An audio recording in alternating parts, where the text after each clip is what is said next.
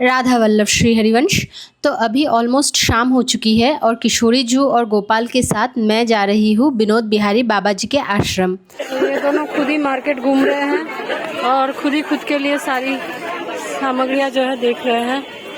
बाप रे, तो बहुत बड़ी दुकान है। अभी हम विनोद बिहारी बाबा जी के दर्शन करने जा रहे हैं। तबीयत थोड़ी सी ख़राब होने के कारण मैं समझ नहीं पा रही थी कि क्या मैं रात तक रुक पाऊंगी बरसाना। क्या इस बार मुझे बाबा के कीर्तन सुनने का सौभाग्य होगा, क्योंकि श्री जी की कृपा से इस बार बहुत सारी ऐसी अनएक्सपेक्टेड चीज़ें हुई हैं जिनके बारे में मैंने कभी सोचा भी नहीं था। আমার কাছে এটা সবথেকে সুন্দর পরিক্রমা লাগে, কারণ আমি যখন প্রথমবার এটা করেছিলাম একা একা, তখন এত সুন্দর একটা ওয়েদার হয়েছিল না, ওই স্মৃতিটা মানে আমি ভুলতে পারবো না। और इस जगह का नाम है प्रिया कुंड, जिसे पीली पोखरी भी कहते हैं। जब 5,500 साल पहले गहवर वन में हमारी श्रीमती राधा रानी की गोद भराई हुई थी और माँ यशोदा जी ने उन्हें मेहंदी लगाई थी, तब हमारी लाडली जू ने अपने मेहंदी वाले हाथों को इसी कुंड में धोया था और इसी वजह से इस कुंड के पानी का रंग आज भी मेहंदी के रंग जैसा है। यहाँ की सरकार किसी भी तरीके से अगर इस कुंड के जल को साफ करने की कोशिश करे तो उसके 1 या 2 दिन बाद ही इस जल का रंग फिर से ऐसे ही मेहंदी वाले रंग में हो जाता है। प्रिया कुंड के एकदम पास ही हमारे पूजनीय विनोद बिहारी बाबा जी का आश्रम है।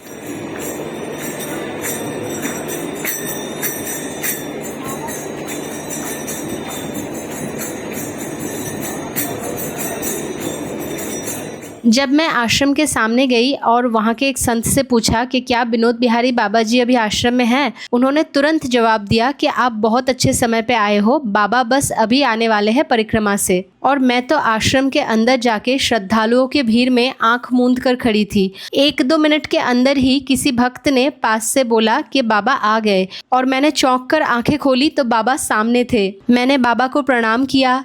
जहाँ वो साष्टांग कर रहे थे वहाँ की रज को अपने माथे से लगाया और उन्होंने मेरी तरफ देखा भी। कहते हैं संतों की दृष्टि में बहुत कृपा होती है। श्री जी की बस ऐसे ही अहेतु की कृपा बरसती रहे इस अधम पर।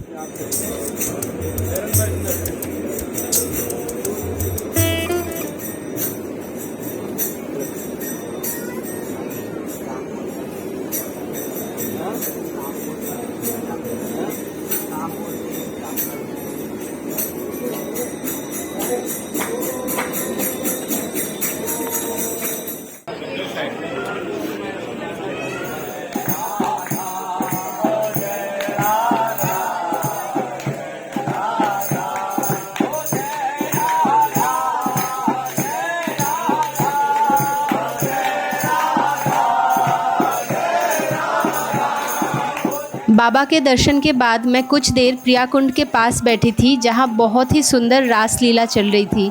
और पहले तो इस छोटे से पप्पी को देखो, कितना चैन से ये यहाँ बैठा हुआ है और लीला गायन इसके कानों में जा रहा है।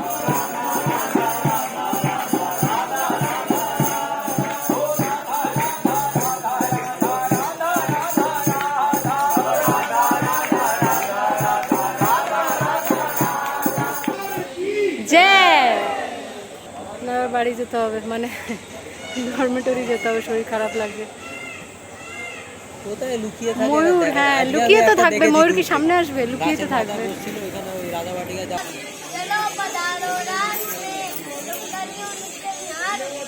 बाय द वे, ये वीडियो रिकॉर्ड करते समय तो मैंने नोटिस ही नहीं किया था, लेकिन एक नवीन संत है जो आजकल इंटरनेट पे भी बहुत ज़्यादा वायरल हैं। वो नवीन संत भी वहीं पर थे, लेकिन मैं रासलीला देखते हुए उन्हें देख ही नहीं पाई और इसीलिए उन्हें प्रणाम करना भी रह गया।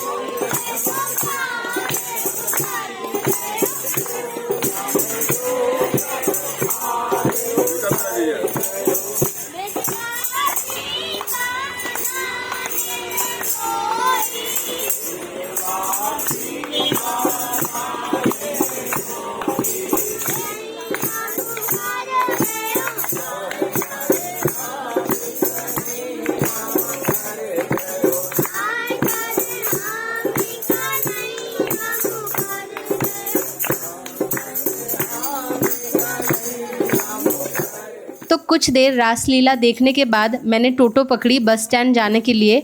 और बस स्टैंड पहुंच के पहले तो सुना कि नेक्स्ट बस कब आएगी पता ही नहीं, लेकिन उसके कुछ देर बाद ही श्री जी की कृपा से बस भी आ गई और सीट भी मिल गई। क्योंकि मेरी तबीयत इतनी ख़राब लग रही थी कि इतने रास्ते में खड़े होकर नहीं जा सकती थी, तो मैं ना इस समय गोपाल और किशोरी जी को चुन्नी से कवर करना भूल गई थी। तो बस में बैठने के कुछ देर बाद ही पास में एक आंटी ने बोला कि क्या आपके लाला को थोड़ा देख सकती हूँ। वैसे तो मैं इन्हें किसी को भी नहीं देती, लेकिन आंटी ने अचानक से देखना चाहा तो अब क्या बोलूँ। इसके कुछ देर बाद ही मेरे सामने ये जो तीनों बच्चे बैठे हैं ना, इनमें से जो छोटा बालक है उसने मुझे अचानक बोला, दीदी आप ना इनको चुन्नी से ढक लो, क्योंकि छोटे लाला है ना तो इनको नज़र लग जाती है। सच बताओ तो ये सुनते ही मेरी हार्ट बीट बढ़ गई थी। ऐसा लगा कि मेरे गोपाल खुद ही इस रूप में आके मुझे समझा रहे हैं कि मुझे किसी और के हाथ में मत दो, मुझे अच्छा नहीं लगता।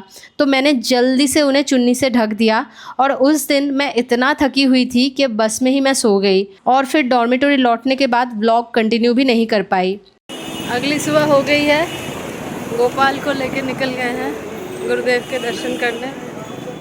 अगली सुबह मंगला सेवा करके पहले तो मैं केली कुंज गई, क्योंकि मुझे गुरुदेव के प्रातःकालीन दर्शन करने थे, लेकिन उस दिन गुरुदेव थोड़ा पहले ही निकल गए थे तो दर्शन प्राप्त नहीं हुए। तो मैंने केली कुंज से रज कंठी आदि लिया और मैं ना हमेशा एक्स्ट्रा कंठी प्रसादी करवा के रखती हूँ, क्योंकि अगर कोलकाता में रहते समय मेरी पहनी हुई कंठी को कुछ हो गया तो मेरे पास हमेशा एक कंठी बैकअप में रहती है।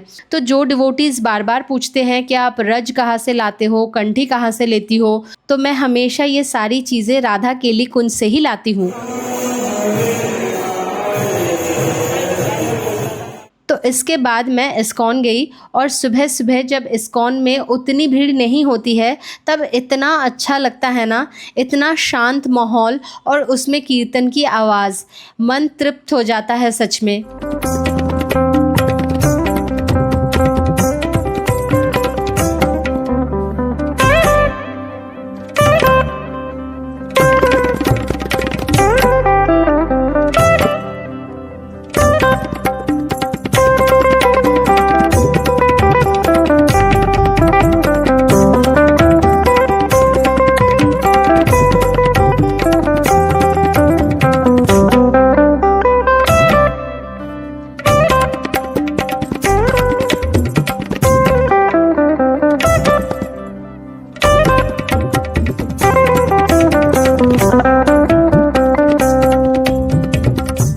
मेरे साथी का बुखार बहुत बढ़ गया था, तो इसीलिए उन्होंने मेडिसिन लेके डॉर्मेटोरी में ही थोड़ा सा रेस्ट किया और सुबह नहीं निकल पाए।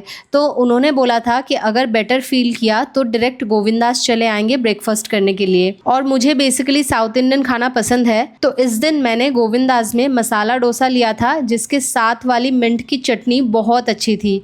कोलकाता में ऐसी मिंट की चटनी कभी नहीं सर्व होती डोसे के साथ। और बहुत ज़्यादा गर्मी थी तो हमने एक मैंगो मिल्क शेक भी ऑर्डर किया था जो बहुत अच्छा था। मुझे मिल्क शेक पसंद ही नहीं है, लेकिन इतना लाइट और विदाउट एनी एसेंस वाला मिल्क शेक शायद मैंने पहली बार किसी रेस्टोरेंट में पिया था। अदरवाइज़ ऐसा मिल्क शेक सिर्फ घर पे ही बन सकता है। गोविंदास के शॉप में आपको different type of fruit jam, शरबत बनाने के लिए सिरप मिल जाते हैं, जो आप अपने ठाकुर जी को भोग पवाने के लिए ले सकते हो। तो मैंने भी एक कीवी जैम और रोडोडेंड्रॉन सिरप लिया था। ऑनेस्टली मैं और भी सामान लेना चाह रही थी, लेकिन मुझे डर लग रहा था कि कहीं बैग में लाते लाते वो टूट ना जाए सफ़र में, क्योंकि सारे बॉटल्स कांच की थी। और इसीलिए मैंने इन बॉटल्स को अच्छे से 2 से 3 बार न्यूज़पेपर में रैप करके उसके बाद ही बैग में रखा था। और श्री जी की कृपा से ये बॉटल्स आराम से पूरा सफ़र तय करके कोलकाता तक आ गए थे।